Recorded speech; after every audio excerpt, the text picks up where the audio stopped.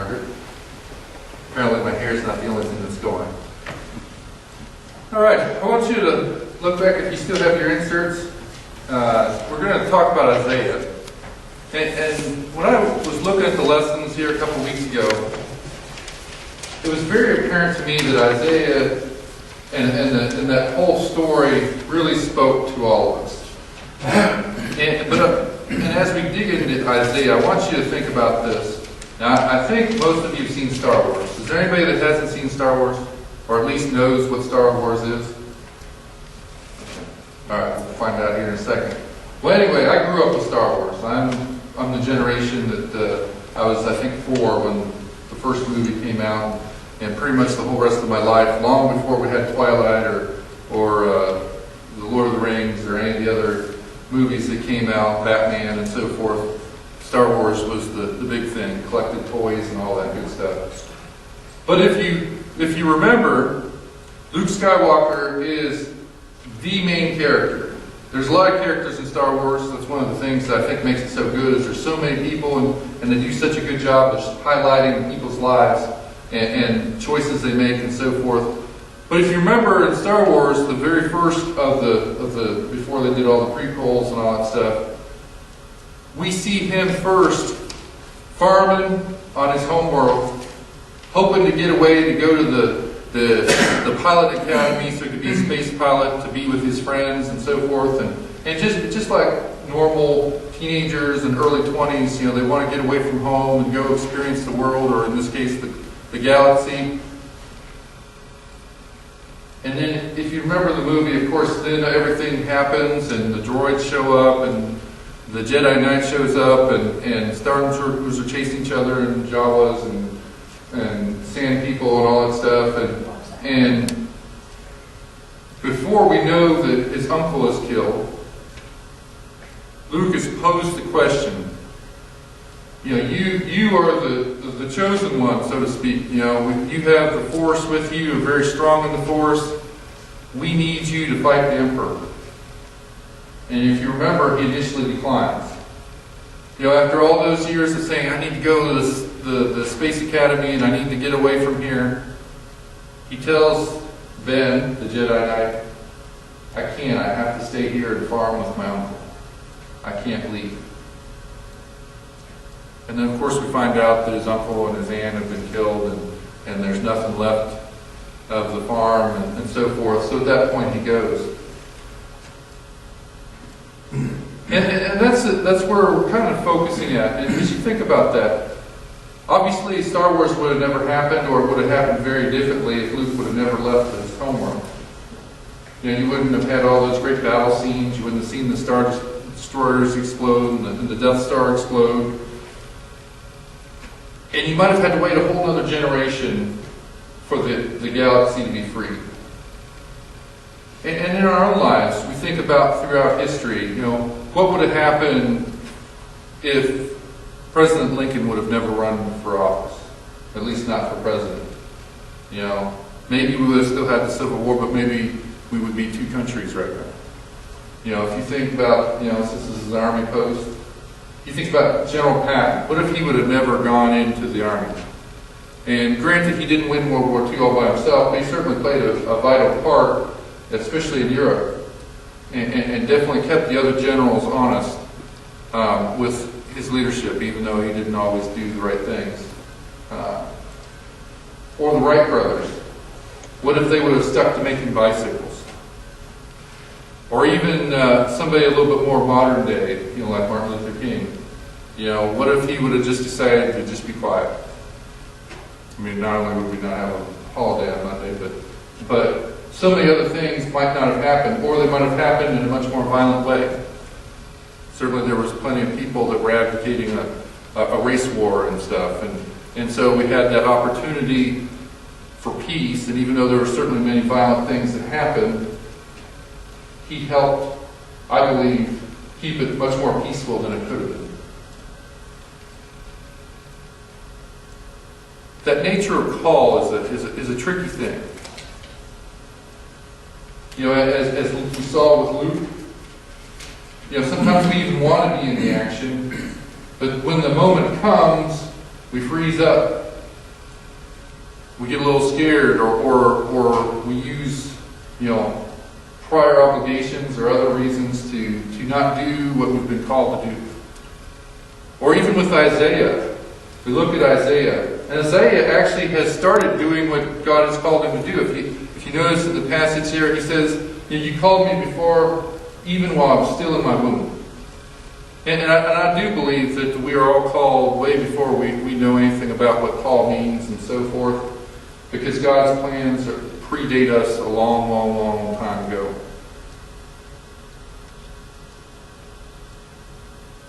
And you notice in the early part of Isaiah that he's kind of bragging. He's telling his fellow Israelites, God called me before I was born. He gave me sharp speech, and he gave me these gifts and those gifts, and I'm like the super prophet. And then he starts turning his attention to God, and he tells God, I've been talking to the Israelites and sharing your message with them, and going on and on about how he's been faithful.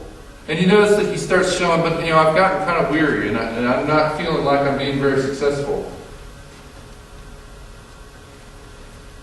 And he does express some faith, saying, but I know that you will carry me through. But this is the clincher. This is where the story gets interesting. And it happens in Luke's story in Star Wars, and it happens with Isaiah, and it happens really with every person that's gone on and done what God has called them to do. Is God comes back and says, look, that's all good, but you weren't called to just talk to your neighborhood, which is in his case Israel. You were called to talk to the nations. It's implied, Army is good for implied tasks. It's implied that when I called you, that you weren't just supposed to stay in your hometown and hang out. It's all good that you're using your gifts, but you're not using them to your full potential. You've been called to be the light to the nations. I want everybody saved, not just Israel. And we don't really get Isaiah's reaction to that, at least not in this particular passage. But it kind of highlights for us, and for Isaiah, and even for Luke, even though he's a fictional character, is that what if question. What if all these people would have decided to stay at home or do something different? God calls us and gives us a purpose. And granted, we may not all be called to save the universe or to save the United States from civil war or whatever the case may be. But we all have a purpose. And that purpose doesn't go away. And unfortunately, like Luke, we sometimes allow our fears or what we perceive to be greater obligations get in our way. Or like Isaiah, we stop too low. We aim too low. There's the old quote saying, you aim to the sky, you're likely to at least hit something on the way down but if you aim towards the ground, you're always going to hit the ground. God's telling Isaiah, and he's telling us, that I didn't call you to aim at the ground. Yeah, you can hit the ground. You can talk to your neighbors. You can be really good in your hometown. You might be kind of popular. But I called you to talk to the world. And I think sometimes in our churches, both local and national, we sometimes aim too low. Now, I'm not saying that we should take over the world and turn the whole country and the whole world into like a church state, whether it be Lutheran or Baptist or whatever the case may be. But the fact is, we always have a reason why we can't do something, whether it's money or time or not enough people or whatever the case may be. But the one who knows us before we were even born and who calls us each and every day and gives us a purpose and gives us what we need continually beckons us further. There's a movie called Facing the Giants, and that's something that I think we may not be able to watch it in here because we don't usually use the screen, but if you ever get a chance, watch it. It's actually made by a church down here in Georgia. It's the same church that did Fireproof and Courageous, if you have ever seen any of those. But there's one scene in there where he's a football coach in Georgia, amazingly enough, and they're a losing Christian school, and there's people conspiring to get rid of him. And there's a whole bunch of other things that's going on in his family life. But one of the climactic scenes are when one of the leaders on the team starts expressing doubt about being able to beat another football team. So he has him do an exercise, which is called the death crawl, where he's on kind of like where he's got his hands and feet on the ground, his butt up in the air, but he's also got another football player on his back. And the coach makes him do it blindfolded. And the player keeps saying, okay, coach, I can do it. I can go to the 20 or I can go to the 30. And the coach says, don't tell me what you can do. Just tell me you're not going to quit. And several times he almost quits, but amazingly enough, he managed to carry this 160-pound kid on his back, blindfolded, all the way down to the other end zone. And the climatic scene is, and his name was Brock. Brock, you've got the gift of leadership.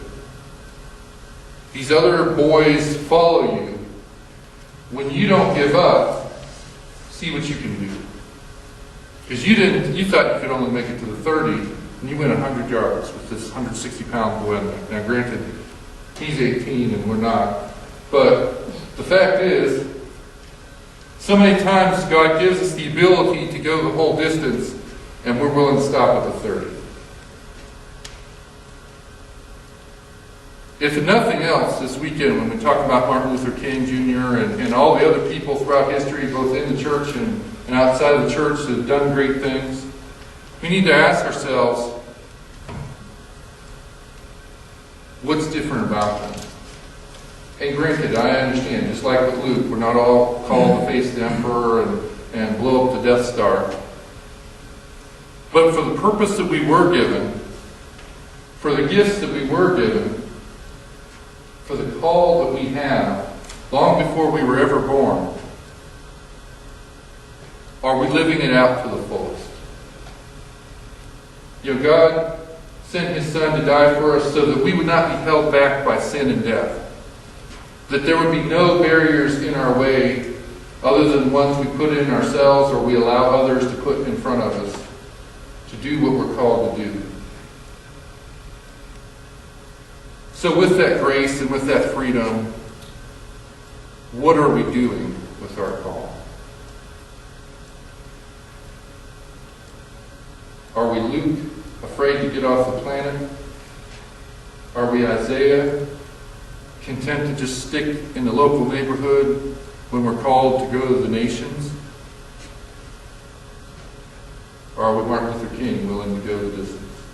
Or even more appropriate, Jesus, willing to go all the way to the cross, not letting anyone or anything get in our way? Who do we trust? Who do we know that loves us? Who do we know that has known us before we were even born? May you go forth. May you live graciously. May you not allow anything get in your way of living out the purpose that you were called to be. And may you always ask yourself what God is calling you to do, both as an individual and as a group. Go in peace.